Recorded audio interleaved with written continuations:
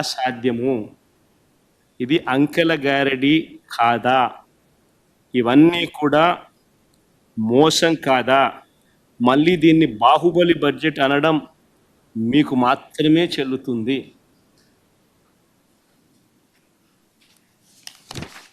ఇంసేపట్టిందబ్బా.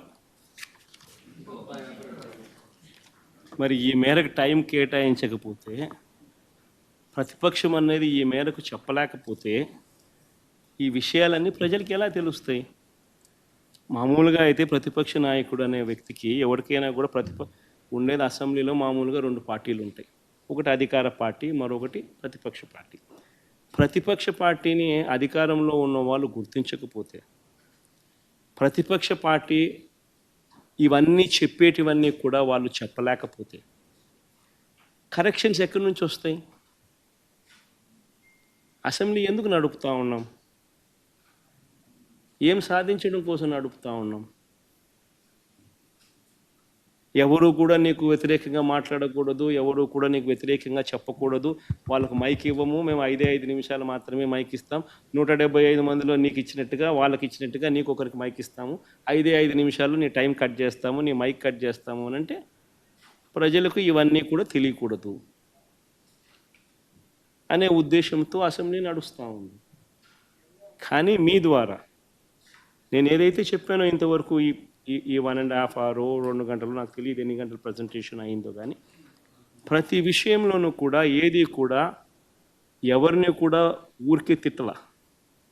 ప్రతి విషయము facts and ఫిగర్స్తో presentation చేస్తాం. ప్రతి విషయంలోనూ కూడా ఇవి వాస్తవాలు అని చెప్పి నెంబర్స్తో సహా చూపించాం. వీటికి సంబంధించి ఏదైనా సమాధానాలు చెప్పగలిగితే సమాధానాలు వాళ్ళు చెప్పాలి.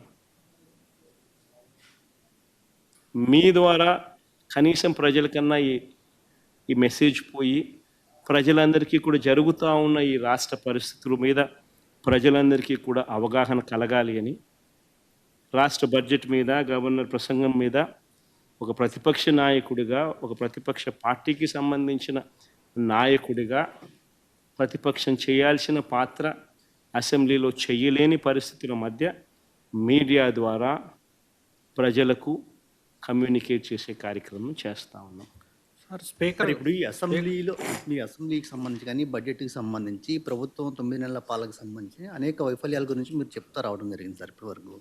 అయితే నిన్న వచ్చినటువంటి పట్టభద్రుల ఎమ్మెల్సీ ఎన్నికల ఫలితాల్లో టీడీపీ గెలిచింది కాబట్టి ప్రజలకు మా పైన ఇంకా నమ్మకం ఉంది, విశ్వాసం ఉంది, అందుకే ప్రజలు మాకు ఓటు వేసి గెలిపించారని సీఎం చంద్రబాబు చెప్తా ఉన్నారు. రమేష్, ఒకటి ఆశ్చర్యకరం కలిగించే విషయం ఎప్పుడని చెప్తాను. నేను ఎమ్మెల్సీ ఎన్నికల్లో రిగ్గింగ్ చేసేవాడిని ప్రపంచ చరిత్రలో నువ్వు ఎప్పుడైనా చూసినావా అని చెప్తాను. నేనైతే ప్రపంచ చరిత్రలో ఎమ్మెల్సీ ఎన్నికల్లో రిగ్గింగ్ చేసేవాడిని నా ప్రపంచ చరిత్రలో ఎవడు నేను చూడలా.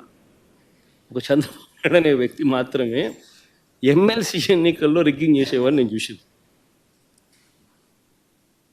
అయినా కానీ శ్రీకాకుళంలో మాస్టర్లు బాగానే బుద్ధి చెప్పారు కదా. శ్రీకాకుళంలో మాస్టర్లు, గవర్నమెంట్ టీచర్లు, ప్రైవేట్ టీచర్లు అందరూ కూడా బాగానే బుద్ధి చెప్పారు కదా, గట్టిగా అర్థమయ్యేట్టుగా చెప్పారు కదా. ఎందుకంటే అక్కడ రిగ్గింగ్ చేయడం కష్టం. టీచర్లు వచ్చి కొట్లాడతారు, ఎందుకంటే వాళ్ళే బూతుల్లో ఏజెంట్లు, వాళ్ళే బూతుల్లో పోలింగ్ ఆఫీసర్లు, టీచర్లు. సో వాళ్ళ ఓట్లు వాళ్ళకి రాకుండా చేసినామని అంటే వాళ్ళంతా ఒప్పుకోరు. కాబట్టి అక్కడ యూనియన్స్ అన్నీ ఉంటాయి కాబట్టి చేయలేకపోయింది. గ్రాడ్యుయేట్ల దగ్గరికి వచ్చేసరికి ఎవడైనా అంతే అన్నట్టుగా అక్కడ కూడా రిగ్గింగ్ చేసినారు.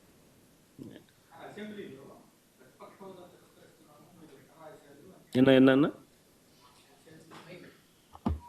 సార్ అసెంబ్లీలో స్పీకర్ గారు ఈరోజు హౌస్లో కామెంట్ చేశారు, మీరు దేవుడు గారు లేదు పూజారిని వచ్చి అడుగుతున్నారని చెప్పి.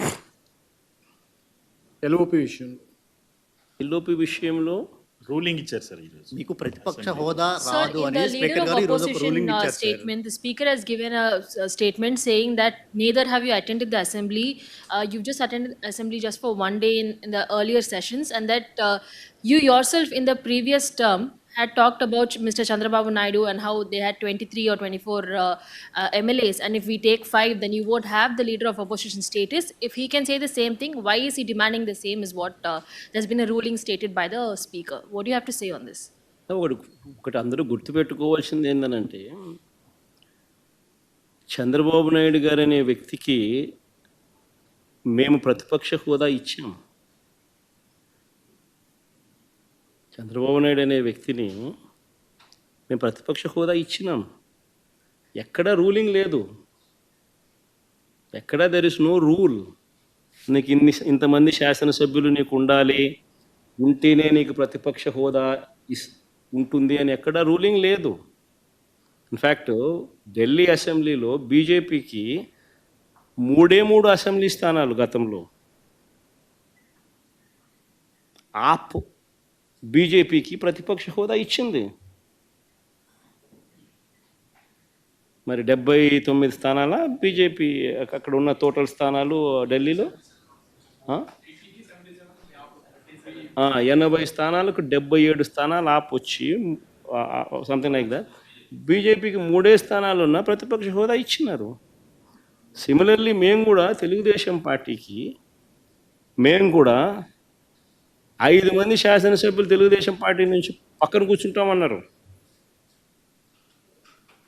మా వాళ్ళు అయితే ఇంకా లాగేసినామనంటే ఇంకా 10 మంది లాగుతామన్నారు. వద్దు లాగాకండి అని నేనే చెప్పాను.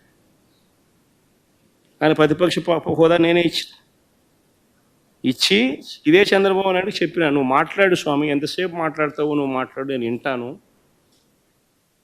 నేను విని నీకు సమాధానం చెప్తాను, నువ్వు మాట్లాడాలనేదే నా కోరిక, నువ్వేం అడుగుతావో అడుగు స్వామి అని చెప్పి నేను చెప్పిన అసెంబ్లీలో. కావాలంటే నా స్పీచ్లు వినండి, అసెంబ్లీలో నేను అన్న మాటలు.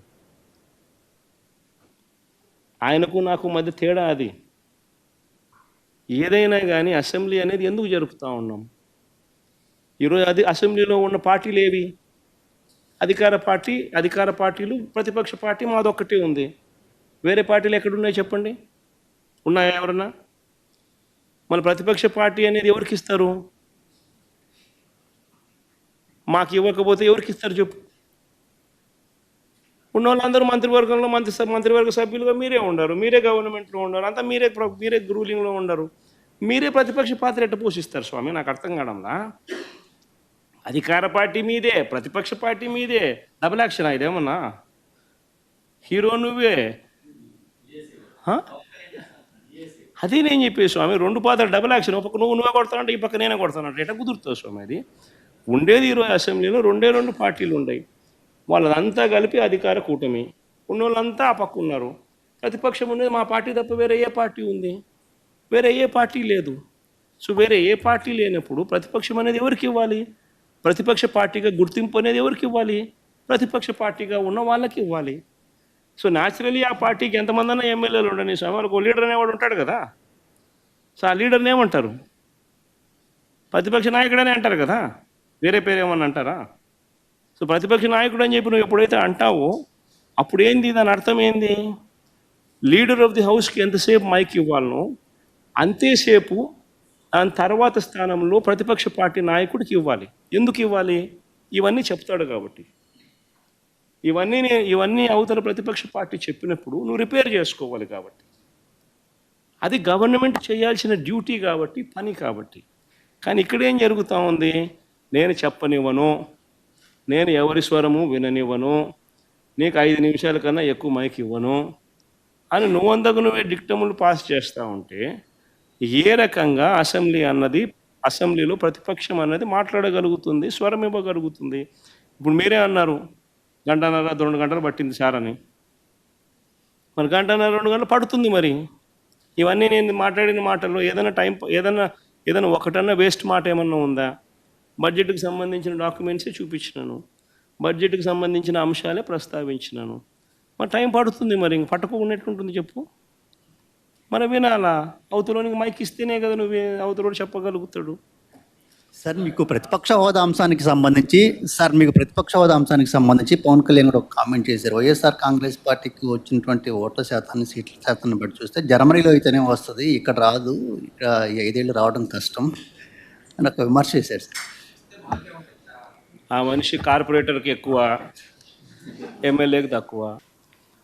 ప్రతిపక్షం చెప్తా ఉన్న మాటలు ఎలాగో వినే పరిస్థితి, అసెంబ్లీ నుంచి ప్రజలకు తెలిపే పరిస్థితి లేని పరిస్థితుల మధ్య మీ ద్వారా ప్రజలకు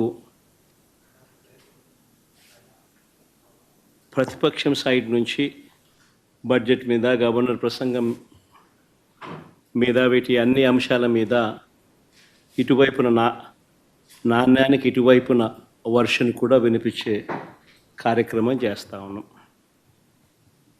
నిజంగా చంద్రబాబు నాయుడు గారి 2 బడ్జెట్లు ఇవాళ చంద్రబాబు నాయుడు ప్రవేశపెట్టిన 28వ తారీఖున తాను ప్రవేశపెట్టిన బడ్జెట్తో 2 బడ్జెట్లు తను ప్రవేశపెట్టినట్లయింది. ఈ 2 బడ్జెట్లు చంద్రబాబు నాయుడు గారివి గమనించినట్లయితే బాగా ప్రస్ఫుటంగా కూడా కనిపించేటి ఏమిటి అని అంటే, చంద్రబాబు గారు అన్ని రకాలుగా ప్రజలను మోసం చేసిన తీరు తేటతెల్లంగా కనిపిస్తుంది. ఎన్నికలకు ముందేమో బాబు షూరిటీ, భవిష్యత్ గ్యారంటీ, ఎన్నికలు అయిపోయిన తర్వాత మాత్రం బాబు షూరిటీ, మోసం గ్యారంటీ అన్న పద్ధతిలోనే ఆయన పాలన సాగుతూ ఉంది. బడ్జెట్ స్పీచ్ అంతా కూడా చూస్తే, బడ్జెట్ కానీ గవర్నర్ ప్రసంగం కానీ ఏది చూసినా కానీ కనిపించేది ఒకటే. గవర్నర్ ప్రసంగంలో వీళ్ళు రిప్లై ఇచ్చేటప్పుడు కానీ, బడ్జెట్ స్పీచ్లో కానీ ఎక్కడ చూసినా కానీ మనకు కనిపించేటివి 2 కనిపిస్తాయి. ఒకటి పరనింద, 2 ఆత్మస్తుతి. ఈ 2 మాత్రం బాగా ప్రస్ఫుటంగా కనిపిస్తాయి.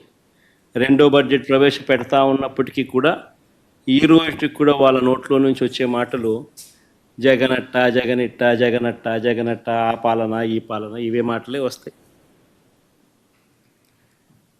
కానీ ఎన్నికలప్పుడు వాళ్ళు ఇచ్చిన మాటల విషయం ఏమిటి,